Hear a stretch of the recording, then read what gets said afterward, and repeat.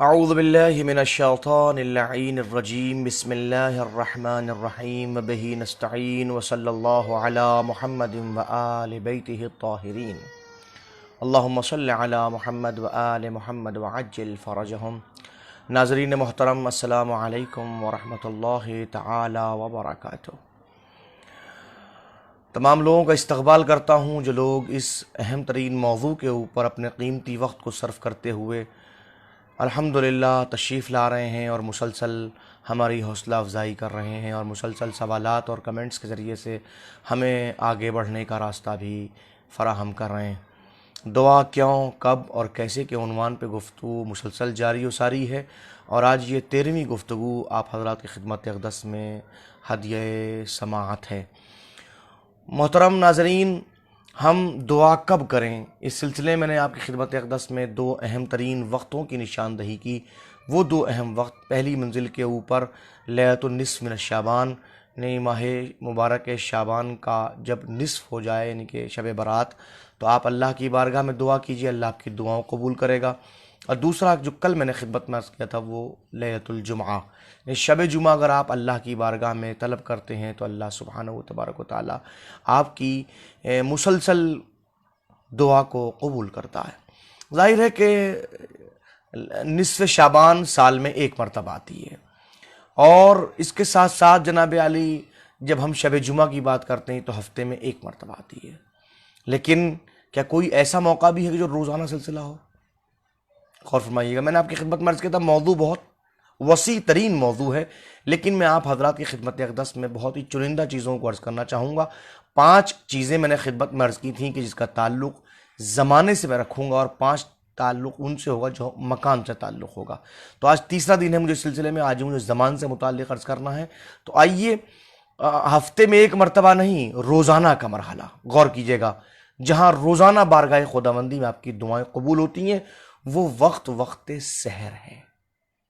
وقت سحر، بہت توجہ کیجیے گا، وقت سحر، جس سحر کے وقت کے لیے قرآن مجید کی 2 آیے کریمہ میں جلدی پڑھوں تاکہ آپ اس منزل کو متوجہ ہو سکیں اور اس منزل پر آ سکیں اور کچھ نتیجہ بھی نکال سکیں۔ ظاہر ہے کہ گفتگو برائے گفتگو نہیں ہے، یہ اس لیے نہیں کہ میں یہ ثابت کرنا چاہتا ہوں کہ میں مطالعہ کر کے آپ تک کچھ باتیں پہنچا رہا ہوں لہٰذا آپ سے داد چاہتا ہوں، نہیں اس لیے ہے کہ یہ کوئی روب علم ڈالنا مقصود ہے، نہیں، ایسا بھی کچھ نہیں ہے، یا یہ کہ کچھ آپ کا کچھ دل لگی کا سامان فراہم کرنا، ایسا بھی کچھ نہیں ہے، نہیں، بلکہ حقیقت ہم اس لیے بیٹھے ہوئے ہیں کہ ماہ مبارک رمضان کی ان قیمتی ساعتوں سے اور قیمتی لمحات سے کچھ استفادہ کرتے ہوئے ہم اپنی زندگی کو سنوارتے رہیں، اور اپنی زندگی کے ان اہم ترین لمحات میں کہ جب کہیں نہ کہیں ان لمحات کے نہ ہونے کا شکوہ ہوتا ہے تو کہیں ندامت کا سامنا نہ کرنا پڑے، بلکہ بارگاہ خداوندی میں ہم کہہ سکیں کہ معصومین کے بتائے ہوئے طریقے پر عمل کرتے ہوئے ہم نے ان گھڑیوں کو بھی اور ان ساعتوں کو بھی، اس ٹائمنگ کو بھی ہم نے اچھا بنا لیا۔ غور کیجئے گا، تو اب تیسرا مرحلہ کہ جب ہماری دعائیں بارگاہ خداوندی بہت جلدی قبول ہوتی ہیں، وہ سحر کا وقت ہے۔ سحر کا وقت، قرآن مجید کی آیہ کریمہ سورہ مبارکہ الذاریات کی 17 اور 18 نمبر کی آیہ کریمہ، جہاں ارشاد ہوتا ہے کانوا قلیلا من اللیل ما یہجعون وبالاسحار ہم یستغفرون۔ دوسری آیہ کریمہ بالاسحار ہم یستغفرون کی پہچان یہ ہے کہ وہ سحر کے وقت بارگاہ خداوندی میں مسلسل استغفار کرتے ہیں۔ کیوں استغفار کرتے ہیں؟ اس لیے استغفار کرتے ہیں کہ وحدہ لا شریک پروردگار اس وقت اس استغفار کو جلدی قبول کرتا ہے۔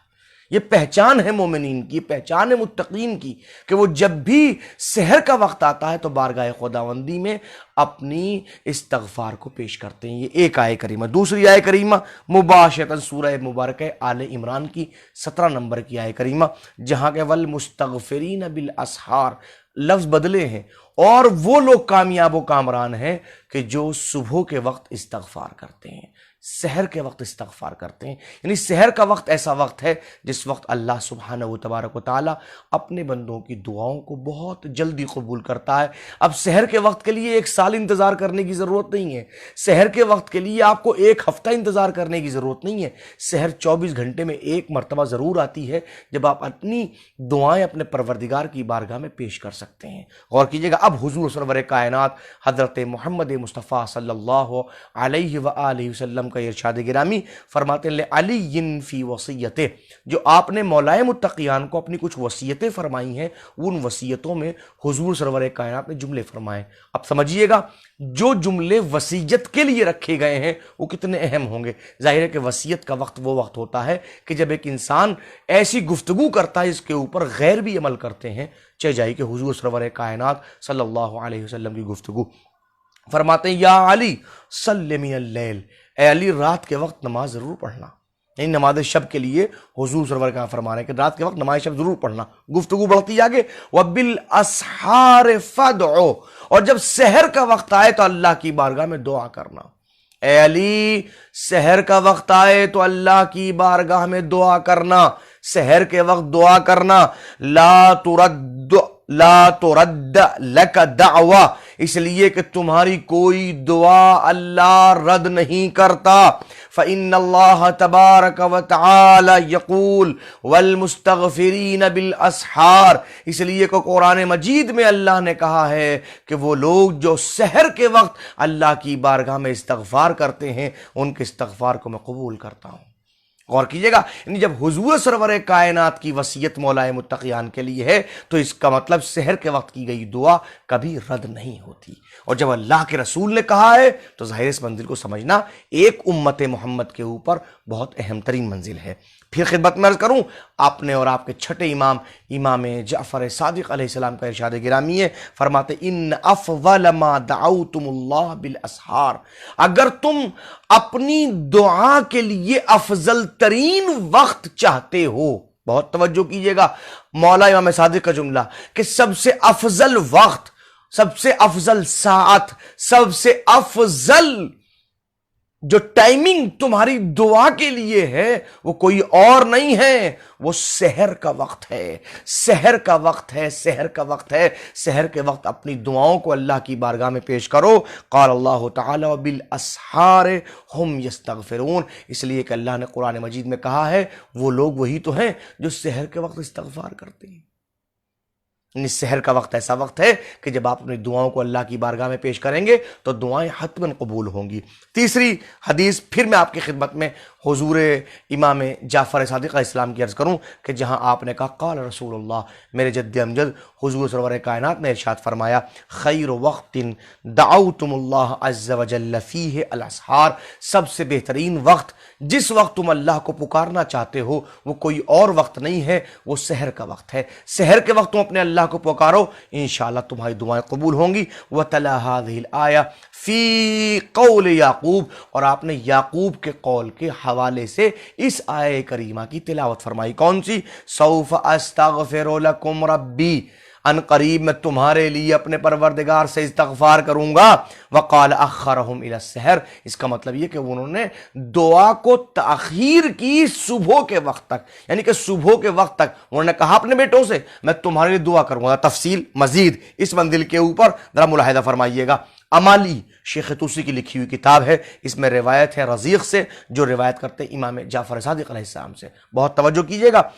قال علیہ السلام، امام فرماتے ہیں علیکم بالدعاء والالحاح علی اللہ عز وجل فی الساعہ التي لا یخیب اللہ عز وجل فیہا برا ولا فاجرا، میں تمہیں حکم دے رہا ہوں کہ تم اپنے آپ کو دعا اور الہا و زاری سے اللہ سبحانہ و تبارک کی بارگاہ میں متمسک ہو جاؤ، یعنی اللہ کی بارگاہ میں دعائیں مانگو، اللہ کی بارگاہ میں گڑ گڑا کے دعائیں مانگو، رو رو کے دعائیں مانگو، لیکن ایک خاص ساعت کے وقت، ایک خاص گھڑی کے وقت، ایک خاص ٹائمنگ کے وقت۔ کون سی ٹائمنگ؟ وہ ٹائمنگ کہ جس وقت اللہ سبحانہ و تبارک و تعالی کسی فاسق اور فاجر کی دعا کو بھی رد نہیں کرتا۔ ملاحظہ فرمائیے چھٹے امام کیا فرما رہے ہیں کہ اگر کوئی فاسق و فاجر بھی اور اگر نیکوکار بھی کوئی دعا کرتا ہے تو اس کی دعا کو اللہ سبحانہ و تعالی ضرور قبول کرتا ہے۔ اب وہ ذرا تفصیل اپنی جگہ کے اوپر ہے کہ فاسق کی دعائیں کیسے قبول ہوتی ہیں اور کس طرح سے قبول ہوتی ہیں، اس کو ذرا ملاحظہ فرمائیے گا بعد کے لیے، غور کیجئے گا۔ قُلْتُ جُعِلْتُ فِدَاكَ، راوی کہتا ہے میں نے فوراً بارگاہ امام میں کہا میرے ماں باپ آپ پہ فدا ہو جائیں، میری جان آپ پہ فدا ہو جائے سرکار، ایو ساعت ہی، وہ کون سی ساعت ہے، وہ کون سی گھڑی ہے، وہ کون سی ٹائمنگ ہے جس وقت ہم اللہ کی بارگاہ میں دعا کریں تو اللہ ہماری دعاؤں قبول کرتا ہے اور رد نہیں کرتا۔ بہت توجہ کیجئے گا، مولوی سمد سلمہ مسلسل گفتگو کو سماعت فرما رہے تھے، یقیناً سماعت فرمائیں گے۔ انہوں نے اعتراض کیا تھا اس منزل کے اوپر، سوال قائم کی، معاف کیجئے گا، اس منزل کے اوپر، اور وہ جو لوگ جن کے ذہنوں میں سوال آ رہا ہے اس سوال کا جواب بھی یہی ہے کہ اللہ ہماری دعائیں قبول کیوں نہیں کرتا؟ اس لیے قبول نہیں کرتا کہ ہم دعا کے آداب سے واقف نہیں ہیں۔ میں بہت توجہ جلدی سمیٹو گفتگو کو، بہت طویل گفتگو نہیں کرنی اس منزل کے اوپر۔ فرمایا مولا وہ کون سی ساعت ہے، وہ کون سی گھڑی، اس گھڑی کے اندر ہماری دعائیں اللہ کی بارگاہ میں قبول ہوتی ہیں؟ قال ہی الساعہ، یہ وہی ساعت ہے التی دعا فیہا ایوب، جس گھڑی کے اندر ایوب نے اللہ کی بارگاہ میں دعا کی تھی۔ وَشَكَا اللَّهِ عَزَّ وَجَلَّ بَلِيَّتَهُ، اور اللہ کی بارگاہ میں اپنی بلا سے متعلق شکایت کی تھی، اے پروردگار اس بلا کو مجھ سے دور کر دے، پروردگار اس مصیبت کو مجھ سے دور کر دے۔ فَكَشَفَ اللَّهُ عَزَّ وَجَلَّ مَا بِهِ مِن ضُرٍّ، اور اللہ نے ان کے اس نقصان کو، اس بلا کو اور مصیبت کو ان سے دور کر دیا تھا۔ کیوں؟ اس لیے کہ اس گھڑی میں دعا کی تھی۔ وَدَعَا فِيهَا يَعْقُوبَ علیہ السلام، اور اس وہی گھڑی ہے جس گھڑی کے اندر یعقوب نے اللہ کی بارگاہ میں دعا کی تھی۔ فرد اللہ یوسف، اور لہذا اللہ نے یوسف کو یعقوب کی طرف پلٹا دیا۔ وکشف اللہ کربتہ، اور اللہ نے یوسف اور یعقوب کے تمام کرب کو دور کر دیا۔ ودعا فیہا محمد، اور حد تو یہ ہے کہ یہ وہی گھڑی ہے جس گھڑی کے اندر میرے جد امجد حضرت محمد مصطفیٰ صلی اللہ علیہ وآلہ وسلم نے دعا کی تھی۔ فکشف اللہ عز وجل کربتہ، اللہ نے ان کے بھی کرب کو دور کر دیا، ان کے بھی ہم کو دور کر دیا۔ ومکنہ من اکتاف المشرکین بعد الیاس، اور اللہ نے ان کو مشرکین سے مایوس ہونے کے بعد میں ایک اہم ترین جگہ عنایت فرما دی۔ انا ضامن، فرماتے چھٹی امام میں ضمانت لیتا ہوں، میں ضامن ہوں، ان لا یخیب اللہ عز وجل فی ذلک الوقت برا ولا فاجرا، کہ اللہ ایسے ہنگام میں نہ کسی فاسق کی دعا کو رد کرتا ہے، نہ کسی نیکوکار کی دعا کو رد کرتا ہے۔ میں ضمانت لیتا ہوں البر یستجاب لہ فی نفسہ وغیرہ، جب کوئی نیکوکار اس ساعت میں دعا کرتا ہے تو اس کے حق میں بھی دعا قبول ہوتی ہے اور اس کے غیر کے حق میں بھی دعا قبول ہوتی ہے۔ جو دعا وہ اپنے لیے کرتا ہے وہ بھی قبول ہوتی ہے، اور جو دعا اپنے کسی عزیز، دوست، بھائی، محلے والے، پڑوسی کے حق میں دعا کرتا ہے وہ بھی دعا قبول ہوتی۔ والفاجر یستجاب لہ فی غیرہ، لیکن وہ فاجر اور فاسق جب کسی غیر کے لیے دعا کرتا ہے تو اس کی دعا قبول ہوتی ہے۔ وَيَصْرِفُ اللَّهُ إِجَابَتَهُ إِلَى وَلِيٍّ مِّنْ أَوْلِيَائِهِ، اور اللہ اس کی دعوت کو قبول کرتے ہوئے اپنے کسی ولی کی طرف اس دعا کو رد کر دیا کرتا ہے کہ تم جا کے اس کی دعا کو قبول کر لو جو اپنے غیر کے لیے کر رہا ہے۔ فَاغْتَنِمُوا الدُّعَاءَ فِي ذَلِكَ الْوَقْتِ، امام فرماتے ہیں خبردار یاد رکھو اس وقت کو اپنے لیے غنیمت جاننا۔ جب بھی تم اللہ کی بارگاہ میں دعا قبول کروانا چاہو، سحر کے وقت اٹھو، اے پروردگار تیری بارگاہ میں دستے دعا پھیلائے ہوئے ہوں، اے میرے معبود یہ ساعت تو نے دعا کی قبولیت کے لیے رکھی ہے، پروردگار ہماری دعاؤں کو قبول فرما۔ یقین مانے یہ معصومین کے بتائے ہوئے سلیقے، یہ معصوم کے بتائے ہوئے آداب، اگر کوئی دعا کو ان منزلوں پہ اللہ کی بارگاہ میں پیش کرے تو کبھی دعا رد نہیں ہوتی۔ تو دعا کب، دعا کب، یہ سوال میں نے لگایا ہے نا، تو پہلی منزل نصف شعبان میں دعا کیجئے تو دعا قبول ہوگی، دوسری منزل شب جمعہ دعا کیجئے تو دعا قبول ہوگی، تیسری منزل سحر کے وقت، صبح کے وقت دعا کیجئے، اللہ آپ کی دعاؤں قبول کرے گا۔ آئیے پھر دعا کرے پروردگار ہمیں دعا سے وابستہ رہنے کی توفیق میں رحمت فرما، حقیقت دعا کو سمجھنے کی توفیق عطا فرما۔ اے میرے معبود ہم سب کو دعا کے قیمتی کلمات جو معصومین نے ہمیں مرحمت فرمائے ہیں ان کو سمجھنے اور سمجھانے کی توفیق میں رحمت فرما، اور ہم سب کو توفیق دے کہ مسلسل دامن دعا سے متمسک رہیں اور ہمیشہ ہر آن اپنی شکایت سوائے پروردگار کسی اور کی بارگاہ میں نہ کریں، اور پروردگار اپنے علاوہ کسی اور کا محتاج قرار نہ دے۔ آئیے میں آخر میں پھر آپ لوگوں کی خدمت میں التجا کرتا ہوں، جو لوگ میری ویڈیوز دیکھ رہے ہیں، مسلسل میری آواز ان تک پہنچ رہی ہے، میری گفتگو سماعت فرما رہے ہیں، آئیے ہمارے اس دینی اقدام کو آگے بڑھائیے، ہمارے پیج کو لائک کیجئے، لائک کیجئے، فالو کیجئے، اور اپنے تمام دوستوں میں، اپنے تمام رشتہ داروں میں، اپنے تمام قرابت داروں میں، اپنے تمام احباب میں ہمارے پیج کو شیئر کیجئے، ان سے کہیے وہ لائک کریں۔ آپ کا لائک کرنا اور آپ کا سوالات کرنا، یہ دو کام ہمارے لیے ہمارے راستے کو آسان کرتے ہیں۔ وآخر دعوانا ان الحمد للہ رب العالمین۔